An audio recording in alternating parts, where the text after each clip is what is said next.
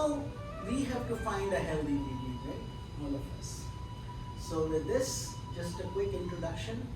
I think we've introduced our guests over here. I am Swami Nikhilananda Saraswati, a disciple of Swami Jyotirmayananda, just like some of you, just like Sri Ramji, Rekhaji, they're all initiated through the Master. I've known him for, like Sudarshan ji said, 25 years. So, and I've had taken Sanyasa for about 5 years, over 5 years now. So April 20th was our 5th year anniversary of actual renunciation. What that means is you leave the attractions of the world, but that doesn't mean you leave the world. You stay in the world, but you don't become so dependent on things, material things, possessions. You find happiness within yourself. So, like Sudarshan ji said, today's topic, he picked a very profound topic. If I am not mistaken, living daily to awaken a dream state, right? I mean, how do you distinguish what's dream, what's reality, and there are so many deep scriptures. You must have heard of Bhagavad Gita. Everybody has heard of it? Yeah. How about Yoga Vashishta? Not many. But it's a very profound scripture. I tell you, our Guruji, Swami Jyotirmayananda, and myself, and many teachers are always focusing on that. We do a satsang, but Bhagavad Gita, Mahabharata, Ramayana, Yoga Vashishta, they're all tools to give you peace, happiness, and joy. And very profound indeed. Very extremely profound.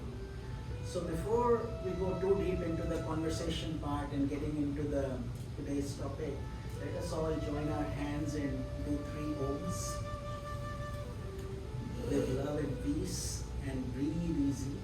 Just touch Mother Earth. Relax yourselves. Enjoy this beautiful flute. And be grateful for all the blessings each one of you has been provided. You have enough food, good clothes, a place to live, and a joyful, happy nature. So with that thought, let us take a deep breath. Inhale, and let's chant Om.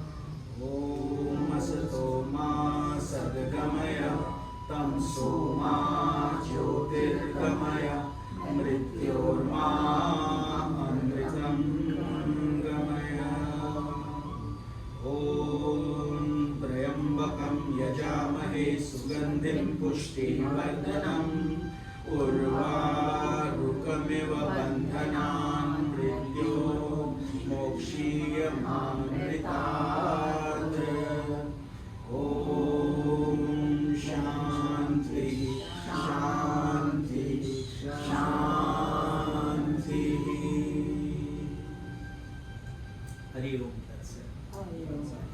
Sudarshan ji, can I have some more? Yes. Thank you so much.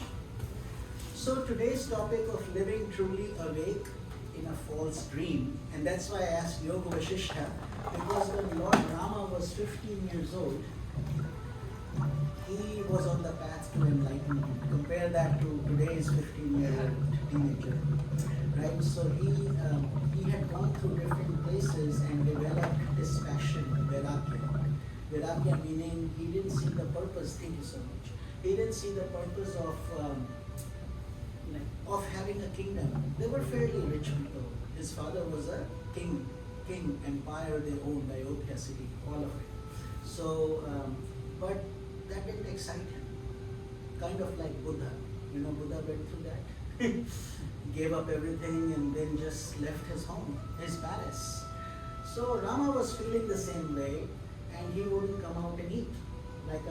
We call it depression these days, I think. I don't know what it was, but he just didn't feel like doing it. And then his parents were very worried, the king and the queen.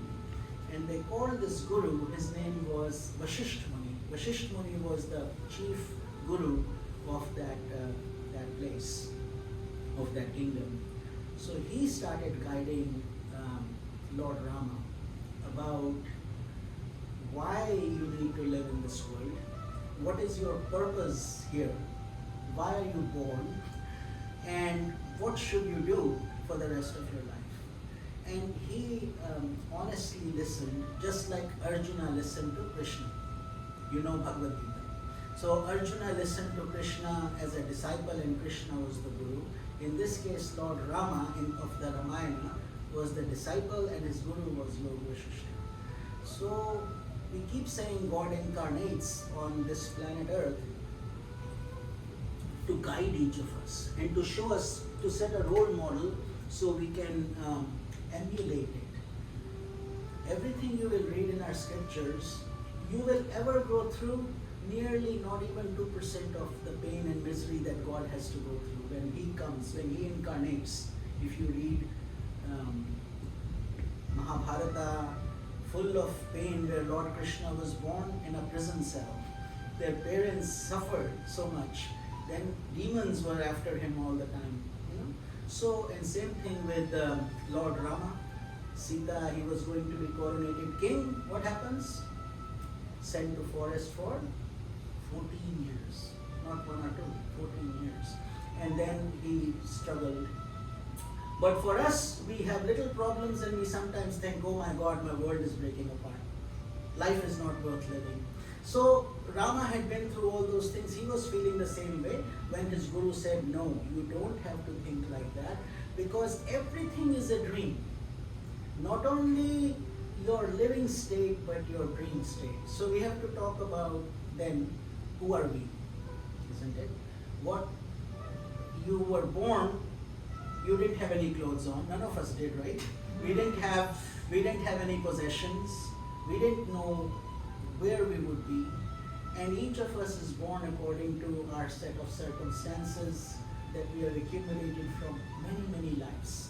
It's called the theory of karma. That's a separate lecture, which Sudarshanji is very competent to do, but he will explain all that. Prarabdha karma, Sanchita karma, Agami karma. And all that is a cumulative process. So you are not just born out of nothing. You have come with a divine purpose and for a divine reason. And I'll tell you, each one of you are loved by God so deeply. That's why you have come into this process, because you are cherry-picked. Each of you is cherry-picked, hand-picked. And then when that happens, nothing happens by chance. Pushpaji here is sitting on the floor. She just came from India. She had no plan to come to the ashram. As if a miracle happened, the very last minute she found out from Kalpanaji and Ramji that, oh, they are going to this big guru. And she was 5 months in India, just came 3 days ago? Yes, on Wednesday. On Wednesday. And then, but the desire was so strong that she asked that, Swamiji, I'll sleep on the floor. I don't care. I just want to go to the guru. I don't want to miss this opportunity. So when that desire is sincere, it will fructify. Why does that happen? And it fructified for her. Not only she also got a nice bed to sleep on. I think it's a small room, but they're very happy. And because at Guru's feet, miracles happen. We all come in as crows and we fly out as swans. What's the difference? That a crow will only pick garbage and a swan will pick what? He'll pick the pearls. So you come in the ocean, enjoy and fly high. An eagle flies high, a vulture flies high, and a swan flies high. But there's a difference, isn't it? An eagle and a vulture are looking at dead carcasses to eat, and a swan's looking at Mansarovar, pure water, happiness, purity. Whoever looks at him finds peace and happiness, joy. So each of us can become a swan. But how do you do that? It's not so easy. For that we need to do tapasya. How many of you have heard of the word tapasya? Tapasya means penance. Penance means sacrifice. You all didn't get here by yourself. You had to make an effort, right? I mean, you got here, but you had to make a decision. On this day, on Sunday, we have a satsang. Therefore, we are not going to plan anything. You battled the traffic. We all did, right? So, and we made the sacrifice, but we are here. And that's what really matters. That's your self-effort. You know what Guruji always says? It's like two birds, two wings of the same bird. One is self-effort, your own self-effort. The other one is divine grace. A bird cannot fly with one wing. It needs both, isn't it? But even if we have the best food, somebody cooks it for you, guess who has to eat it? You still have to eat it. Your servant can't eat it for you. If you're very rich, you are a billionaire and you have cancer, guess who's going to go get that surgery done? Not his rich servants. He has to go under the operating theater. He has to experience it. That's the process of karma. And that is what Sanatana Dharma and these sages and saints so deeply guide us, that everything you are seeing in this world, right, is that a result of some action. But at the end of the day, it's still all a dream. It comes and goes. What does that mean?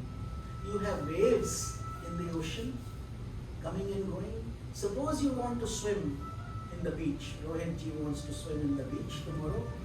Who knows? But suppose you say, let the waves calm down, then I'll go in. Will that ever happen? Will you ever go into the ocean unless the waves will never? There'll always be bigger waves, smaller waves. You have to just transcend them. So think of your life like that. Adversity and prosperity are these waves. They will always come and go. If you deeply introspect into your own life, pick up a journal and have an appointment with yourself. Just like you had one with me today and with Sudarshanji and our satsang, but that would be with Jill or with whoever, Debbie, whatever your names are. Schedule that time and make sure you respect that, honor that commitment. Sit with yourself, take a diary, and go into your journal of experiences that you have seen. You will notice that you grow the most when your times are the most difficult.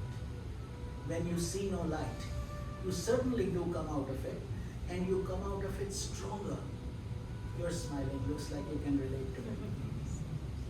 Yes? Absolutely. And most of you will, because that's the real essence of things. And so our Guruji teaches us a beautiful mantra. He says, this too shall pass. Ye bhi guzar jayega, in Hindi we say. English, this too shall pass. So no matter how difficult it is, the situation, ask yourself one question. Is it life-threatening? Will I die by this? Or is it just, oh man, I don't feel like going to work tomorrow. So many people, how are you doing? It's Monday. It's Monday? You're alive? So many people are not alive to say it's Monday. So many people don't have food. You have food, you have a job, you have stability. So this becomes our nature. But this is why positive thinking becomes so important. Because what are we discussing? He has given us such a beautiful long topic that we can keep on talking about it for a long time, right? It's a very general, difficult topic, living in a dream, but it's a false dream. So Shankaracharya ji, Shankaracharya, have you heard of his name? Shankaracharya, anybody? You, beautiful. as you go deeper into yoga and Sanatana Dharma philosophy, you will see that Shankaracharya is one of our greatest gurus who created the sannyasi tradition. So you know of Swami Jyotirmayananda, you know of Sivananda, but who created this whole lineage of saying you wear these clothes, you simplify your life, and he wrote, all his material was so extensive that he did everything. He crisscrossed India and he wrote many books and guidance to people, because he was an enlightened master just like our Guruji, but he is also known as the Avatara of Shankara, Lord Shiva. He was the incarnation of Lord Shiva, and he passed away only 32 years of age, but his work is good even today. 500 BC is his real birth, but the Western civilization has changed it to 800 AD. But the real truth is, if you go to the Kanchipuram temple, where the Kanchi Peeth is, you will see every Shankaracharya since 400 BC.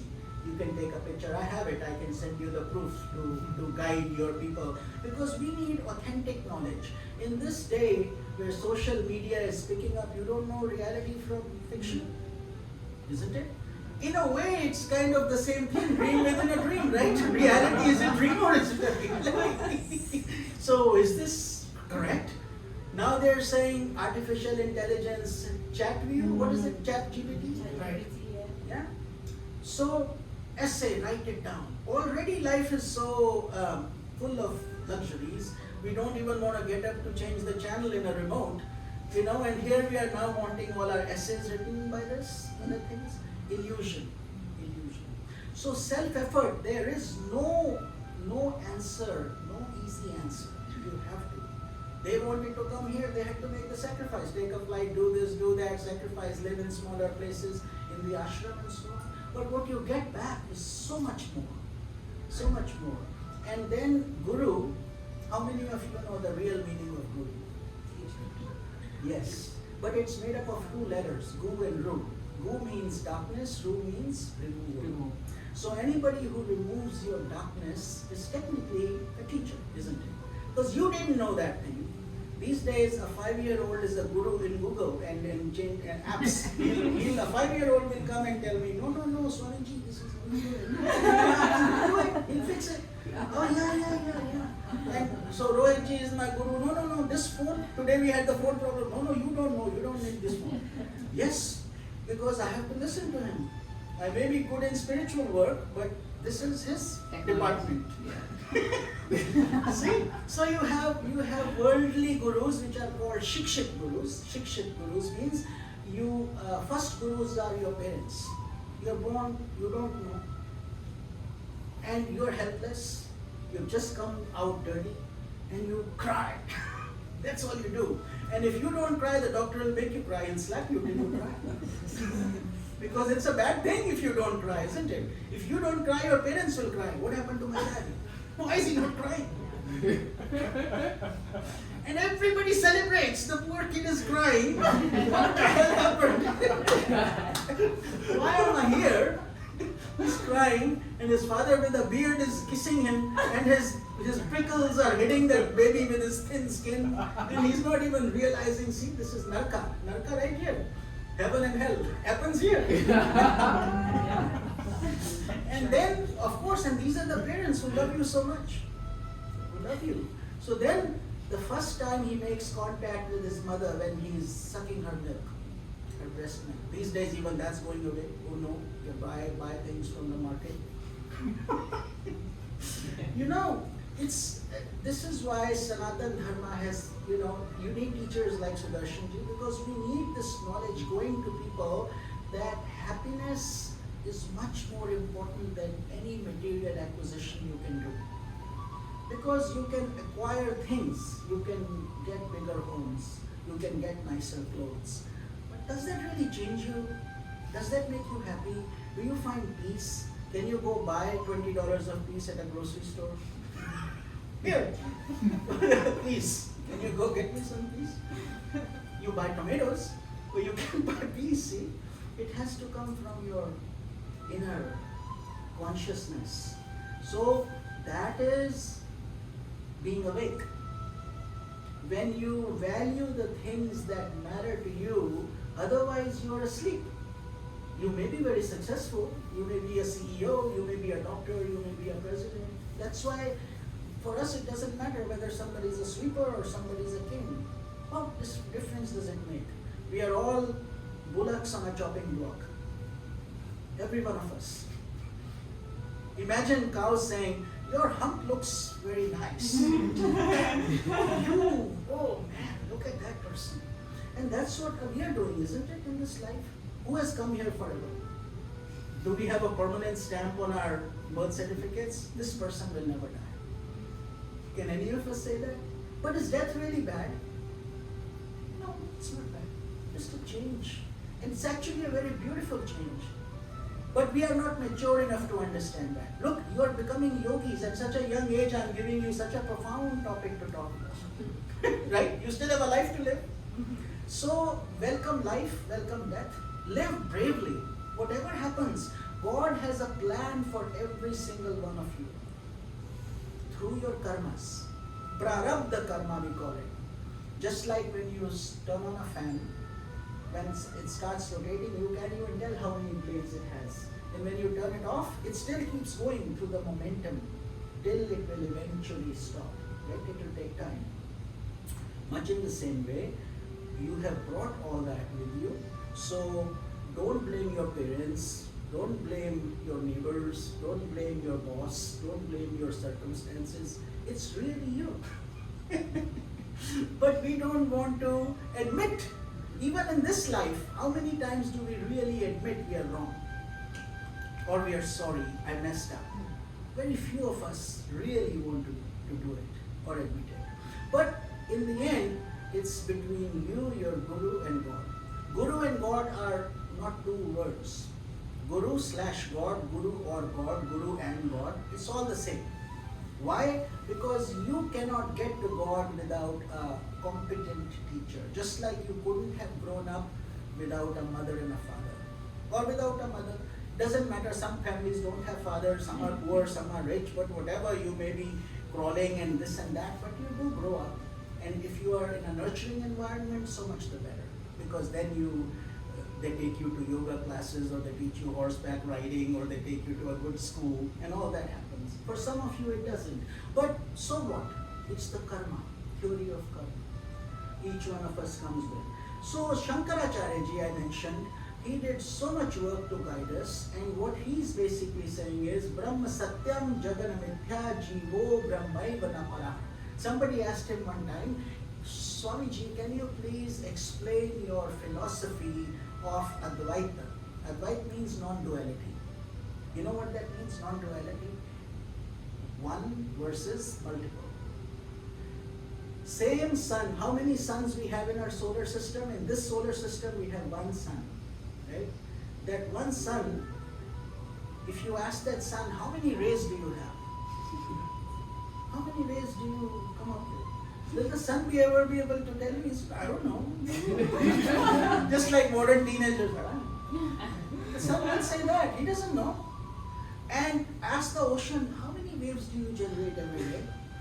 What? How many waves I generate? I don't know. But yet they are coming from the ocean.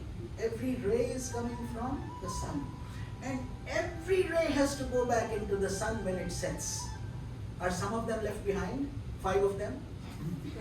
Oh, let's hide. Let's not go back to the sun. No, everyone has to go back. Every single one. So that means there is only one sun. In this example, think that sun to be Brahman. Brahman. We say Guru Brahma, Guru Vishnu, Guru Devo Maheshwara, Guru Sakshat, Param Brahma, Tasmai Shri Guru. So what are we saying? That Guru is Brahma, Vishnu, Mahesh, which means he is the creator, the sustainer, the destroyer. 3 things. But that's in the realm of Maya. Maya means illusion. This is today's topic that Sudarshan ji has given us to talk. Illusion. Maya is illusion, and Maya is Prakriti Devi. Have you seen all the Indian gods? Brahma ji has Saraswati Mata, Vishnu ji has Lakshmi Mata, and Lord Shiva? Parvati Mata. Parvati. So each one is incomplete by themselves. They need the feminine energy. And then at a higher level, there is no masculine and feminine. There is just one energy that integrates into one holistic whole. Through that whole, we can call Brahman. And God is called G-O-D. You reverse it, it becomes dog. Right? But if you take God, so G means generate. Generate means you weren't born, you were in your mother's womb, now you are out, you have emerged. Before being in the womb, you were a seed. Before being a seed, you were a plant. Before that, you were the oxygen in the air. Before that, you were in the sky. Then that's the journey. Now you are here. So basically, that is the cycle that we all go through. Cradle to grave, right? So that's what we are basically saying. Brahma Satyam Jagana Mithya. Meaning that Brahm, that ultimate unity is multiplicity. Does that make sense? We are the rays of that sun. Therefore, that sun can never abandon us. It can never abandon us. So there's a funny story that Swamiji talks about. Maybe we'll cover it another time. If I have time, I'll come back to it. But there is singularity in multiplicity, but they are not two different things. Why do we get into the illusion? Because we start looking at me as an entity. I am separate from you, right? This is my family. That's it. This is my neighborhood. This is my garbage can. You don't touch that. Why did you move it? Who moved it? So what has happened is that possession power, who cares about him, I and my family. But if you want to be truly spiritual, we cannot say that ray is better than this ray or that wave is better than this wave. They are all the same waves. They'll all go back into the same ocean, or all these rays will go back. But we have to be, therefore, seeing the self in everybody. Easily said, hard to do, isn't it? When the minute somebody says something mean to us, immediately our ego is like a snake. It's very cool. It's sitting there. But suppose your foot comes on that snake, what will happen? Immediately he'll hiss, get up and hiss, try to bite you. So that is where we have to understand that this journey is a lifelong journey. Sudarshanji may give you a certificate very quickly after you complete your TTC, whatever you call it, right? But even that, very quickly I say, easily said, but even there you have to do tapasya, right? 16 weeks, 15 weeks, whatever, and then you have to convince him you know your stuff. Somebody tells me he's a tough teacher, right? Maybe he's not, I don't know. You can ask these two. Is he a good teacher? Tough teacher? Are you learning a lot? He's the only one in Miami teaching the Upanishads. In Florida, maybe the United States. Yes. Swami Ji attended Yoga Vashishta Satsang. He has known about Sri Shankaracharya, but the words are just not yet familiar with it, can remember right away. Yes. So over and over again we have to teach. Very good. Very good. So maybe this is the beginning of a beautiful journey, and maybe we can have some Zoom sessions with you guys, or whatever you want. You know, because our life is not about me anymore. We are on a journey, but I get happiness when others are happy, when you get happy. Like a flower that's just radiating, it doesn't expect anything from anybody, it's just giving joy. And that's what we would like to do, you know. So that's what Shankaracharya is saying. So he's saying, Jagana Mithya, Brahmaiva na para, Jivo Brahmaiva na para, which means that Brahma Satyam, that is the only truth. What is the truth? That ocean exists. In the ocean you have waves, you have water, you have eddies, you have bubbles, you have all kinds of white water, blue water, red, all kinds of things will happen in the ocean. Similarly, in the sun, there will be all kinds of the color of the sky, radiant red, yellow, rainbow, this, that, rays. But in the end, what is it? Everything goes back into the sun. And the sun, mind you, never sets. Right? If it's setting here, it's rising somewhere else, isn't it? So it's the shadow that's shedding, and it's the illusion that's creating day and night. Otherwise, there is no such thing as a day and night. But to our experience, it's real. We are experiencing it at our level. So, Brahma Satyam Jagat Mithya means that's the truth. Jagat means this world is an illusion. Sudarshanji's topic, illusion. What does that mean? How you'll say, why is it an illusion? I can pinch myself and it'll hurt. Right? So it's not an illusion. But in reality, it is an illusion, and why it is, we'll explain in a little bit. But he says, Jivo Brahmaiva Napara. What does that mean? That the Jiva means the ray of the sun, the wave of the ocean, or the image in a projection. All these things are just divisions. They are not the whole thing. The wave is not the ocean, but the ocean has the wave in it automatically. So that's what we are basically saying. But if you catch Brahman, then you're already catching everything in the world. All the planets, all the earth, all the particles, everything that's there is already included in Brahman. Jagat Mithya. And so therefore, you are a microcosm of the macrocosm. Little deep, but let's talk about it, right? So if you take a grain of salt, one grain of salt, or you take a mountain of salt, is there any difference in the chemical composition? Exactly the same, isn't it? Exactly the same. You look at one grain of rice that you are cooking, and your whole pot of rice. When you'll see if they're fully boiled, you'll just check one, right? You don't check every single one, just one. Otherwise, you'd be hungry all full day, right? So you just test it, and then you find out that yes, it is ready. And therein lies the mystic secret of living in an illusory world, but living in reality. Meaning what? That one grain is the microcosm, the whole pot of grain is the macrocosm, isn't it? So you have been created by your creator, and you are going to merge back into that creation. Does that make sense? You didn't exist before. I mean, you are all young, but the oldest among here, whatever we are, 50, 60, 70, we were not here before then. 70, you were not here before your 20s or whatever, you were in the air. Now you're here, then you will be somewhere else, isn't it? But we can never ever disappear. You are always a continuum. In mathematics they teach you a straight line, a segment. A segment is a position from A to B, isn't it? Whatever you may define, you may be this much, it may be this much, it may be bigger. But you are not that.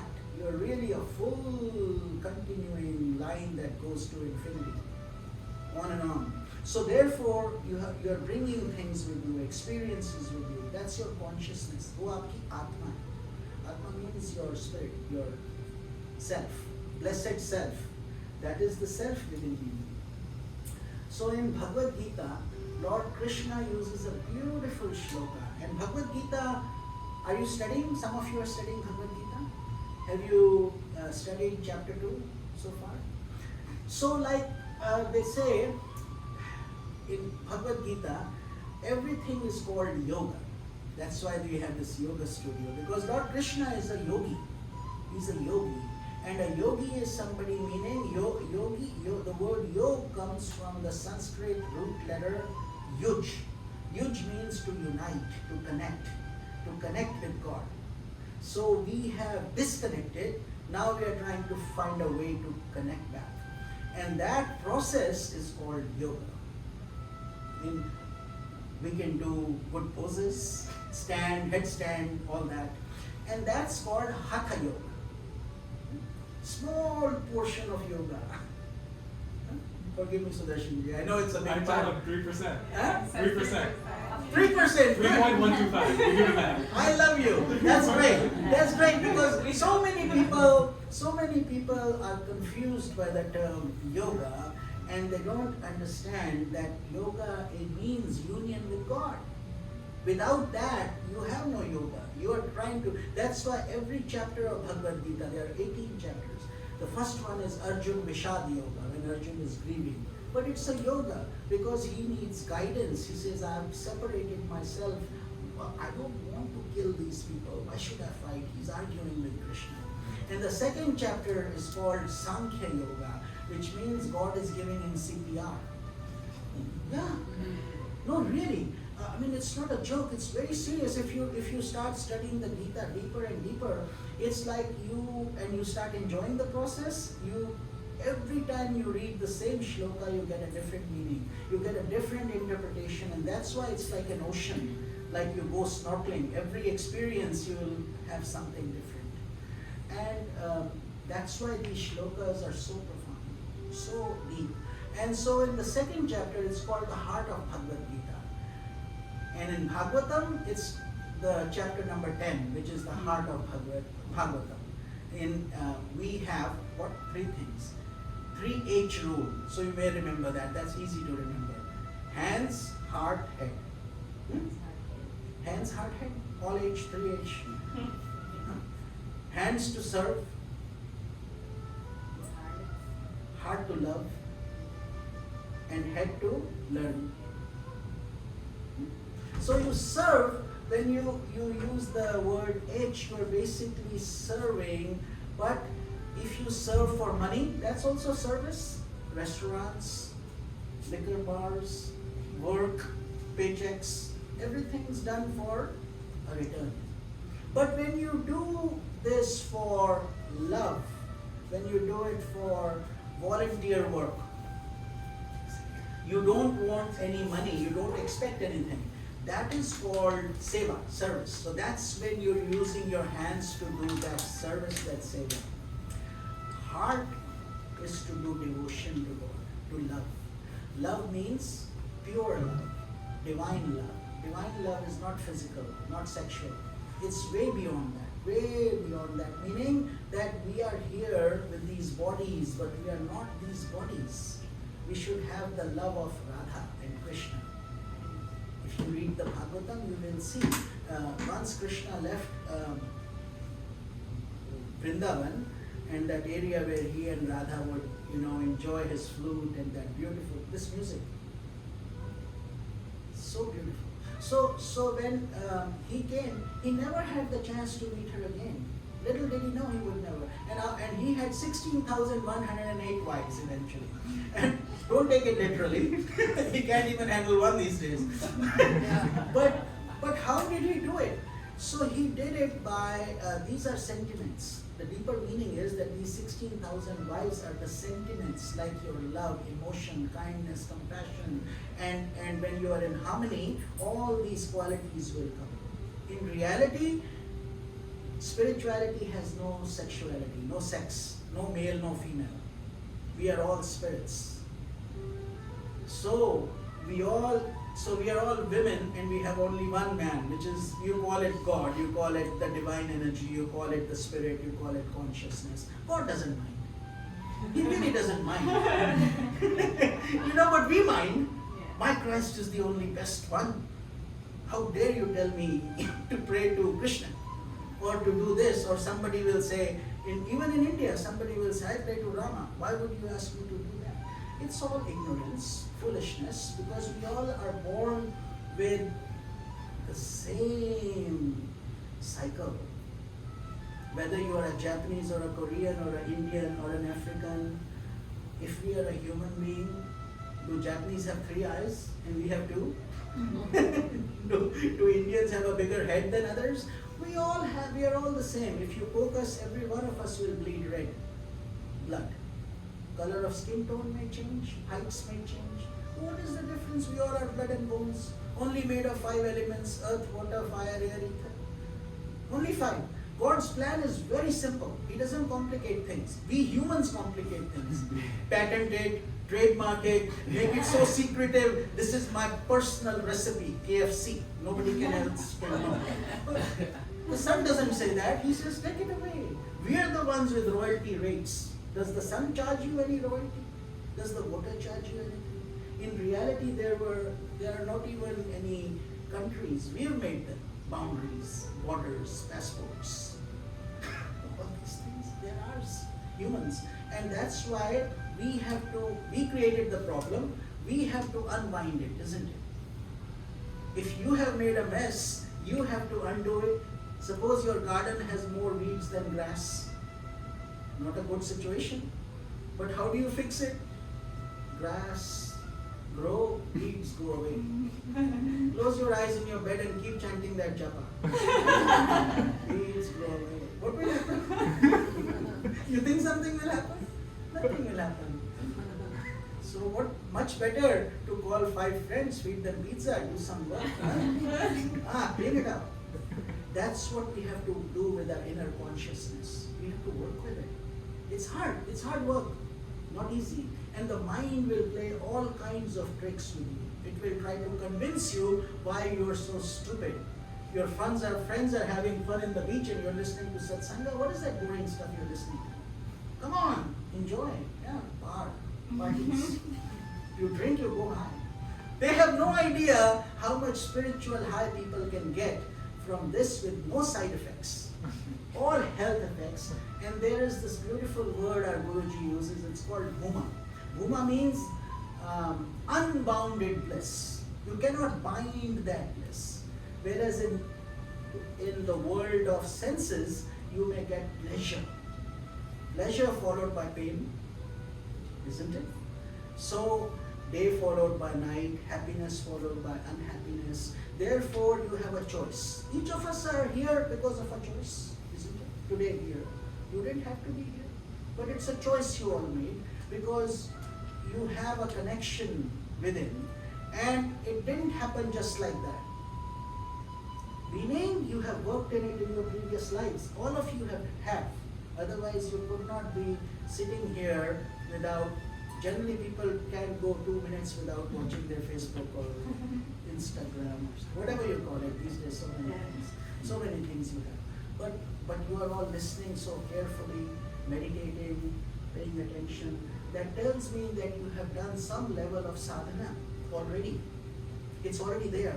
So now it's up to you, like if you have a plant, a beautiful plant, it's up to you to put fertilizer in it, to water it, to nourish it, or to forget about it and do nothing. If you do nothing for 2 months, what will happen to that plant? It will wither away. That's what's called the watering the plant, the pruning the leaves, the taking care of it day by day, every day, is called your sadhana. Sadhana means your spiritual practice. And you do it, but you do it unconsciously. You do it anyway. You brush your teeth every day.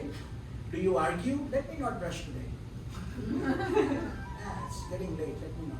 You don't do it because you're so addicted to it. You do it as almost a nitya karma. It's called a daily act that it almost automatically happens, isn't it? And shower also automatically happens because you are pre-programmed. I have to get to work by 7:30. I got to do this. I got to do this. I got to do this. And suddenly, if you sleep 1 or 2 hours late, next morning the whole schedule is not so good. Because waking up is hard. Then you're running late, and then. So plan your life in a way that gives you more time. And that is why the sages and saints of India have always emphasized Brahma Muhurta. Brahma Muhurta, Brahma means the hour of the God. And typical time is from 3:30 a.m. to 6 a.m. Typically. And still, let me tell you, a lot of ashrams today in India still are following that rule. Because they start at 5, therefore, and all the sadhus have to be there, which means they have to wake up at 3:30 or 4 in order to get there by 5 and then be in that meditation for 1 hour. So that becomes a beautiful ritual, and everybody is doing it. It becomes holistic. nice. Just like each of you here are creating a Sangha. Sangha means, Buddha used to like to use that word, Buddham Sharanam Gacchami, Sangham Sharanam Gacchami. Means when you always keep good company. You are creating a beautiful universe here. Each of you, in your own way, you can make a dynamic shift. Never ever say, I'm not good enough. Never ever say that, what can one person do? Don't ever say that. Because look at that picture, Mahatma Gandhi. One person who said, I'll non-violently oppose the British. It's true, right? That's his real life. And then Martin Luther King followed him, and today this country celebrates his holiday also, just by emulating him. That is the power of one person. So every one of us can, don't ever say, I don't have resources, I'm poor, I don't have money. Why? Because you are upsetting Goddess Lakshmi by saying that. And you are further intensifying your karma by saying that. Every one of us can light a candle. One candle will create light, isn't it? One candle. So don't try to do big things. If you can do big things, all the power to you. Wonderful. By all means do it. But don't say, I'm restricted. Sometimes watching, hearing somebody's story, wiping their tear is a greater service than giving them lots of money. Money is not the answer to everything. It's love, it's compassion, kindness. These qualities are very, very important, especially for yogis, because that's what Lord Krishna is trying to say. So when we were saying God, generate, operate, destroy, that's within the influence of Maya. Maya meaning illusion. And what is illusion? Because we think illusion is what? Something that appears real but is not. So let's dissect it, because you're all intelligent people, you will ask questions. So let's talk about your dream. When you dream, I think everyone can raise their hands, they've dreamed, right? Everyone? Has anybody not dreamed? Every one of you has dreamed? Yes. Isn't it? Many times. Many times, sometimes many times in one night. But have you ever stopped and wondered, what was that? Imagine that. No, I'm serious. Imagine the thought that your eyes are closed, you are in a dark room. If you wake up in that dark room and walk, you'll probably stumble and hit yourself to something. Unless but we know where the lights are, so we turn them on. But if you didn't know, you would get hurt, even with your eyes open. But here, you have your eyes closed, the room is dark, you are laying down on 6 feet of bed. That's it. Doesn't matter whether you have a palace or you have a hut. 6 feet everybody has. And that's all you really need. You don't need so many things. See, we live in this artificial world thinking things are giving us happiness. More is better. Bigger is better. And we kind of, bind ourselves to that illusion. But in reality, now you are sleeping on 6 feet, and what happens? You take a shower. Sometimes some people like taking a shower for a good night's sleep, because then you get into sattva. And whenever you pray, it's good to take a shower, because it's purifying yourself, right?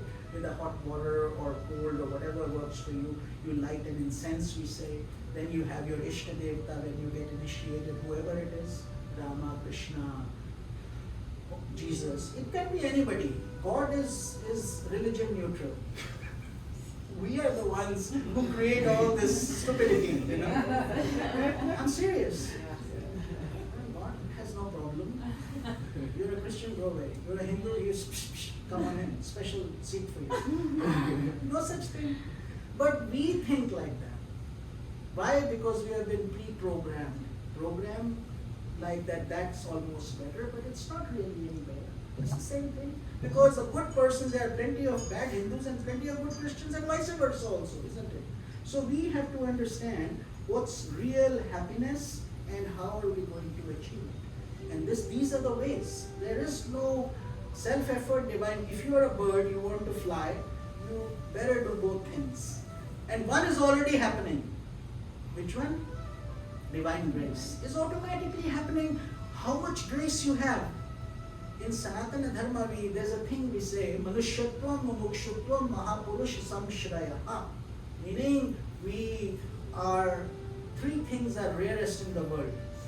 Three things are the most rare according to each person may think differently, but the sages and saints of Sanatana Dharma, Sanatan means timeless, and Dharma means ethical living.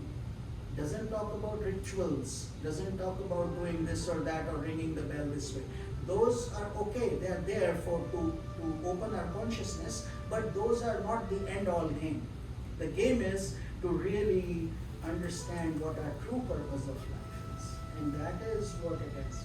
Brahma Satyam Jagan Mithya Jivo Brahmaiva Na Paraha. That's what Lord Krishna, Shankaracharya ji said. And Krishna in all his 18 chapters will walk you through the journey of why you should do something and why you should not do something. Then he tells you, if you do it, what will happen? If you don't do it, what will happen? And he'll equip you with every possible question that can come up in your mind. Who's done that? Arjuna has done that. And who's Arjuna? You and me. That's us. It's us, all of us. Because only two people don't have questions. Arjuna had lots of questions. In the end, he didn't have any questions because Lord Krishna, once he understood, Lord Krishna said, is there anything else I can tell you that you don't know? And he said, no, Lord, my Lord. Now, no more questions, I'm ready to fight. But first he said, please take me as your disciple, O Lord Krishna. You are my guru, guide me. First he was the chariot driver of Lord Krishna. So he's like, you're my chariot driver, this, that. Now he says, you are my guru, please guide me. But don't ask me to fight.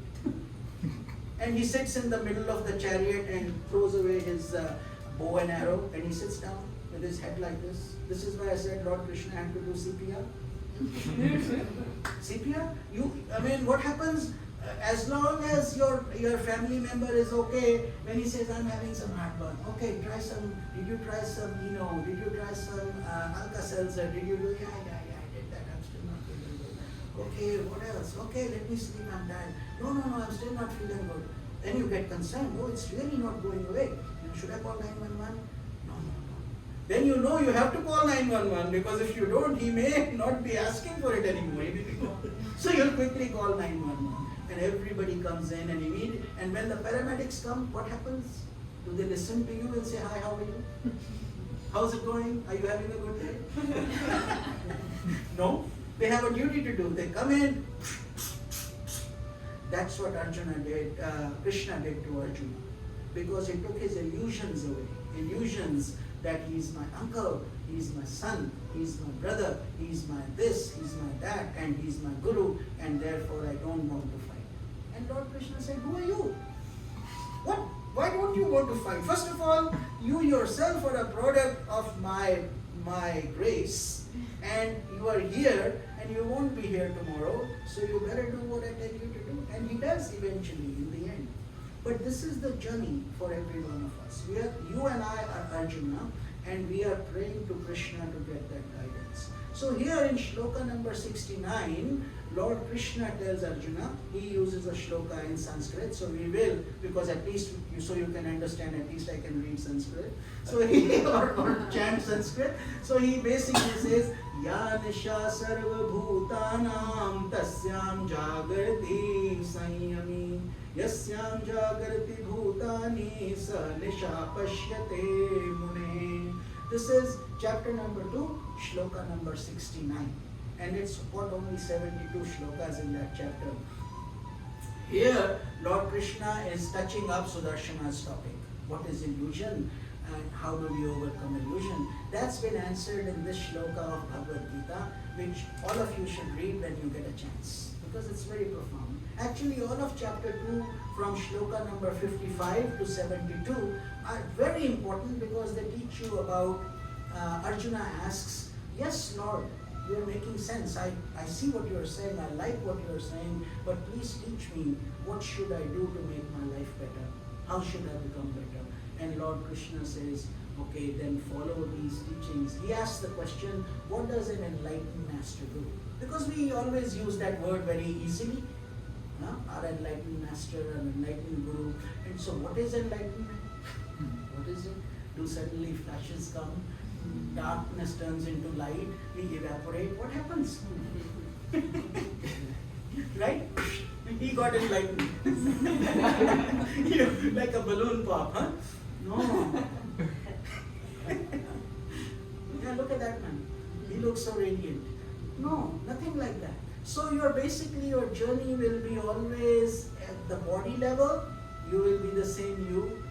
Can you say, I'm enlightened now, therefore I'm entitled to drive differently, I drive on the left side? Or there's a traffic, I don't care about it. Or I don't need to buy an airline ticket since I'm enlightened. Would any of those work?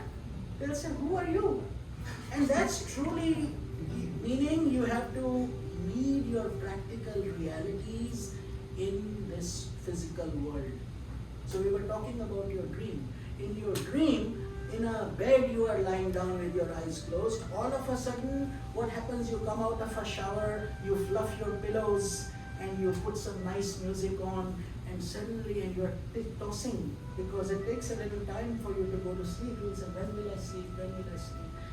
And then when sleep comes, does it tell you tonight it will be at 7 minutes and 19 seconds? You'll be gone. You'll be sleeping. Nobody knows.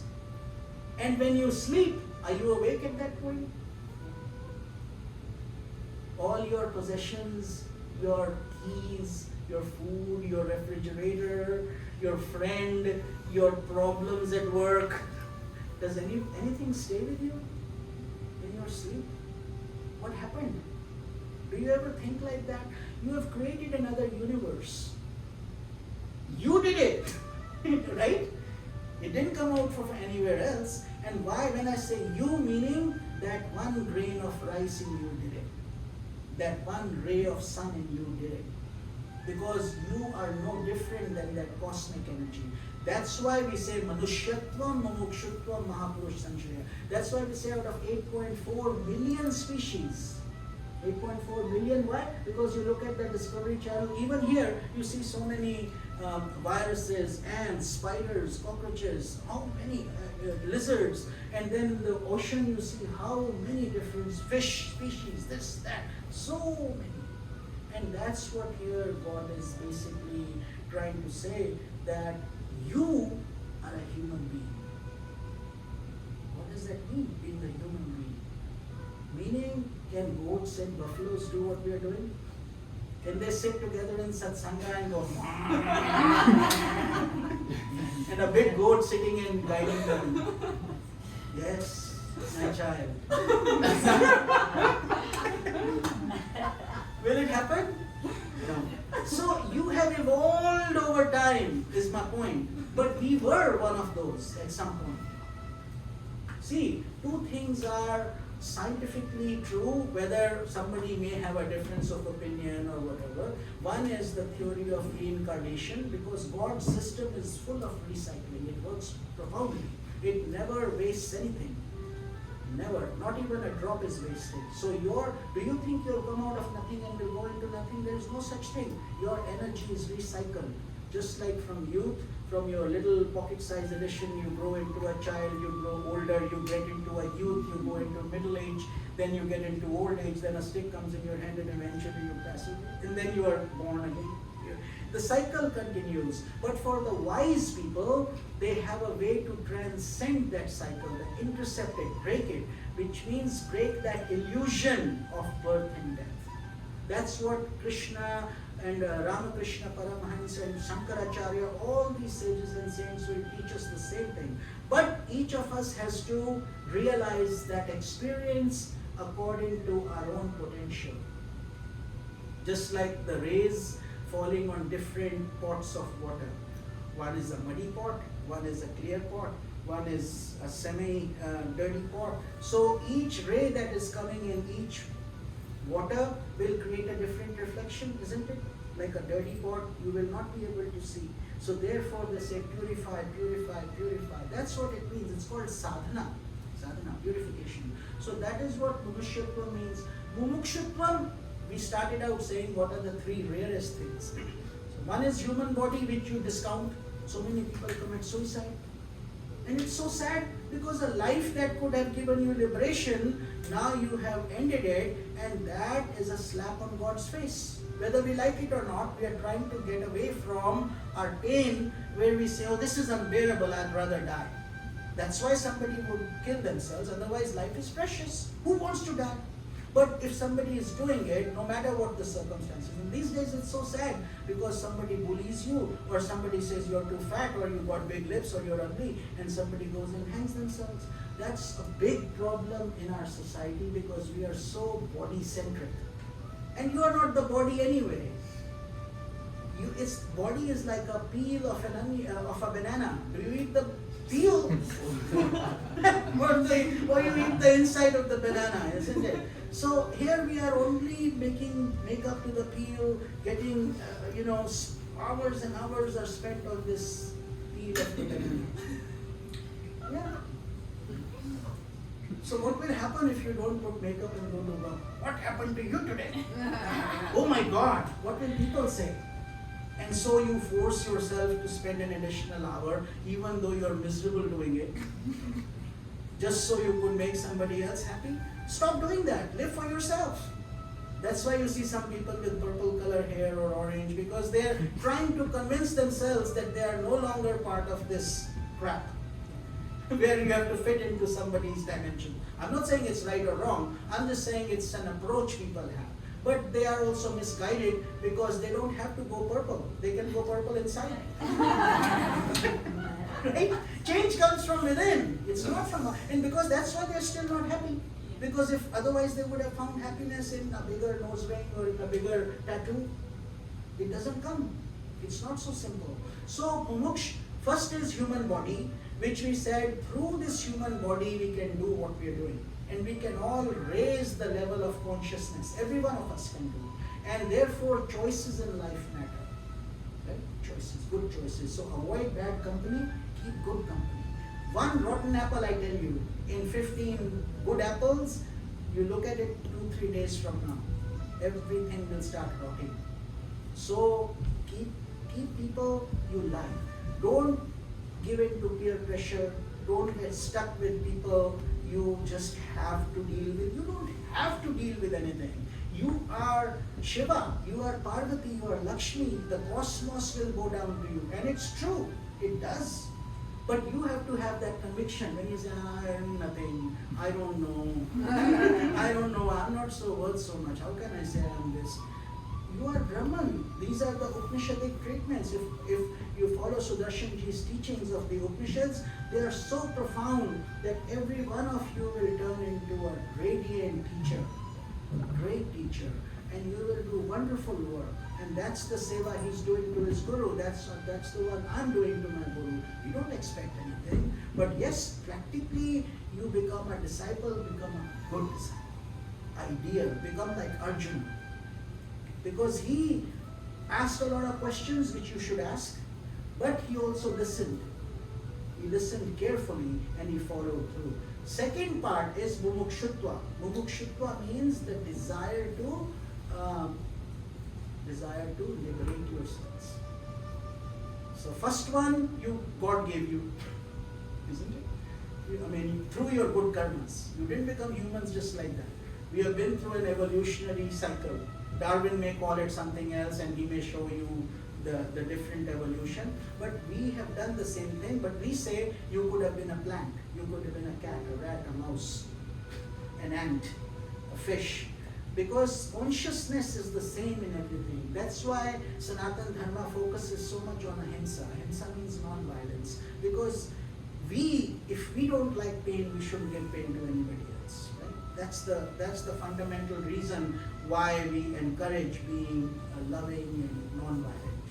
So, but that desire to say, I am sick of this life, I don't want to be born anymore, that desire will take you deeper into yoga. Why? Because it's a feeling of not sadness, but a feeling of joy.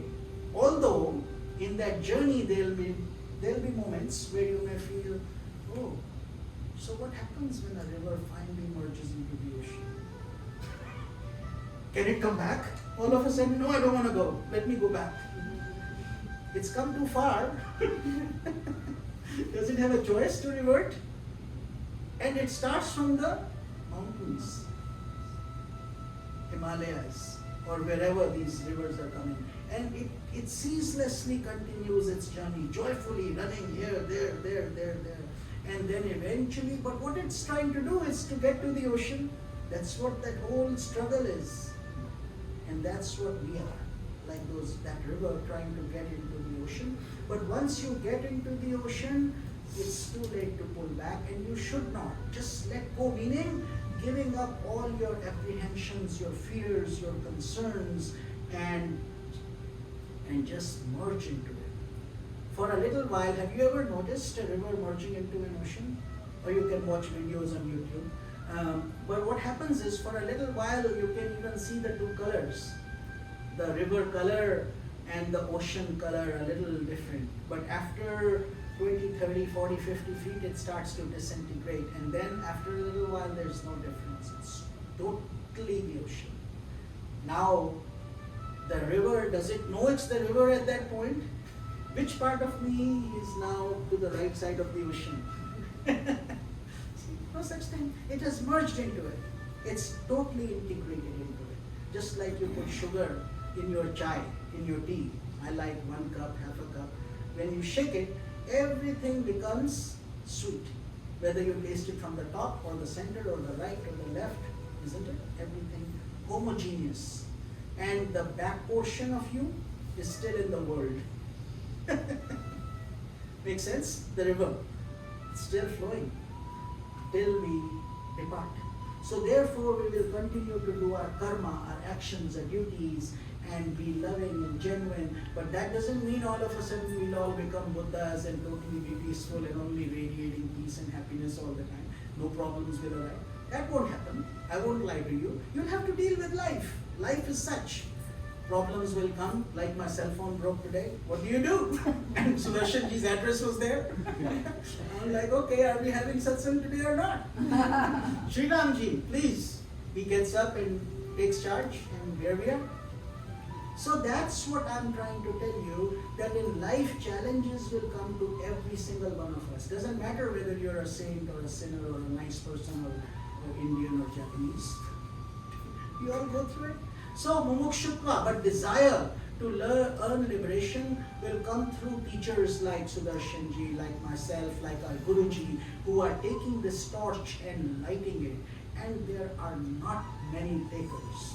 You guys are phenomenal, all of you. And the efforts Sudarshanji must have put to get all of you. And now you become radiating lamps too, each one of you. If a candle is lit, then that same lit candle can light how many candles?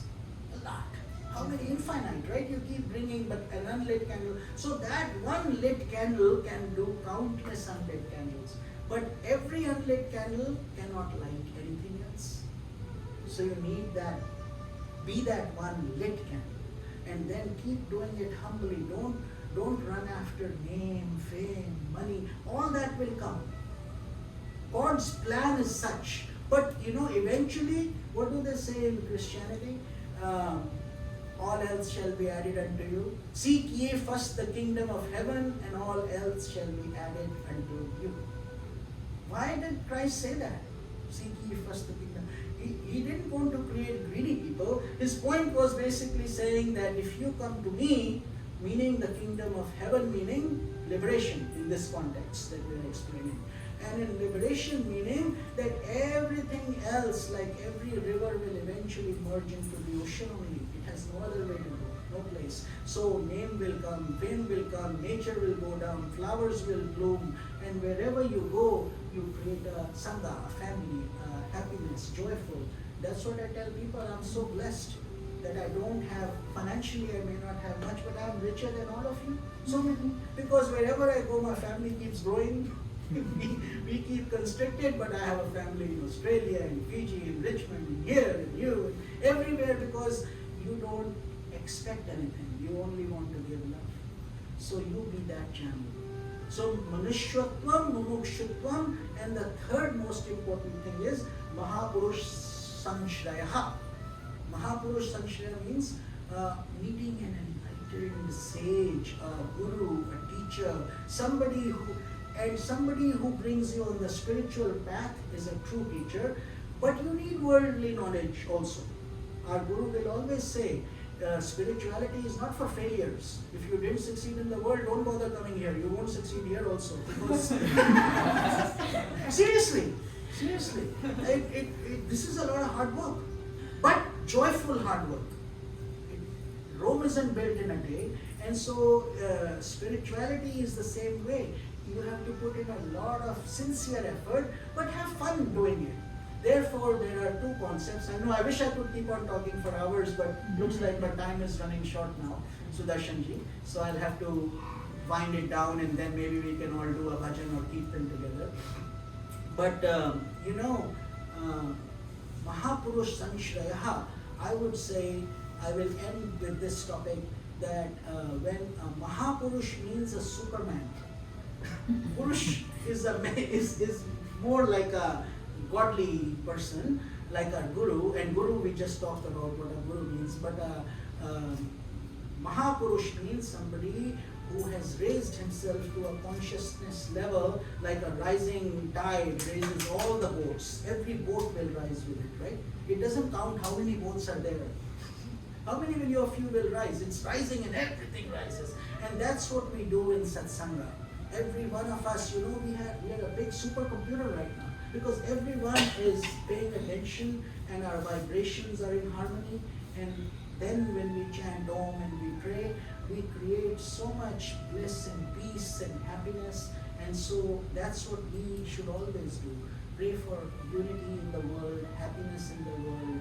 May hunger go away, may thirst go away, may people find jobs, and have that compassion and feeling of love, but come into that contact with Mahapurush. And sometimes even looking at these scriptures, Bhagavad Gita, when you just look at a Sanskrit shloka, that's meditation. It's called prata. Don't do anything, don't understand, no problem, just keep looking at it. These rays are going in your subconscious and unconscious, and they will slowly churn inside and change you. And then if you are fortunate to have a good teacher like Sudarshanji, or we do Gita classes, and so many other good teachers are there. Swamiji has done all his life, 6 decades of that knowledge. So that's what we should.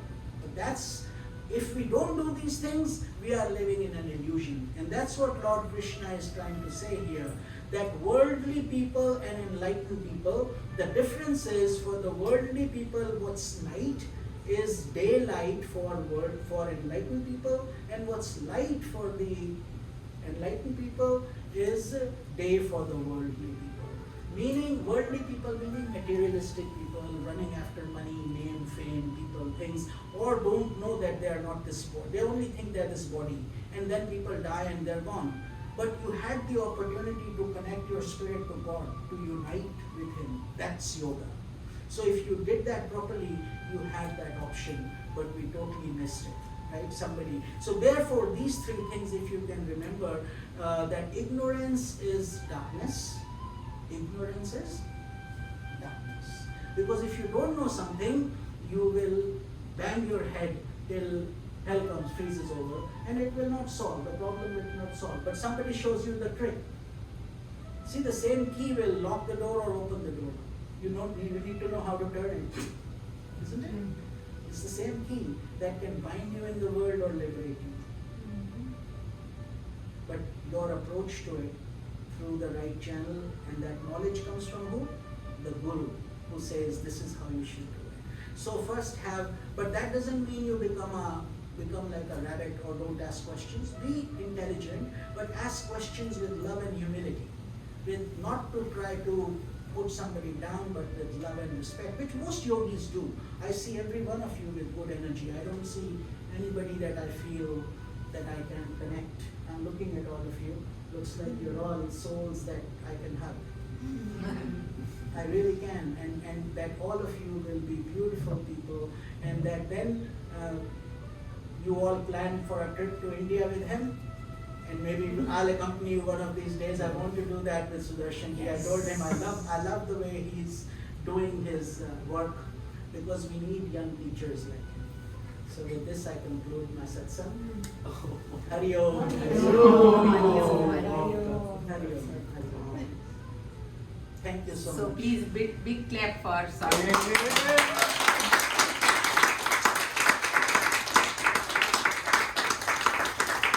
Actually, a clap for all of you. Not for me. Clapping is good, and a clap for Sudarshanji for having me. And we wouldn't be here without our Gurudev. Supreme Gurudev.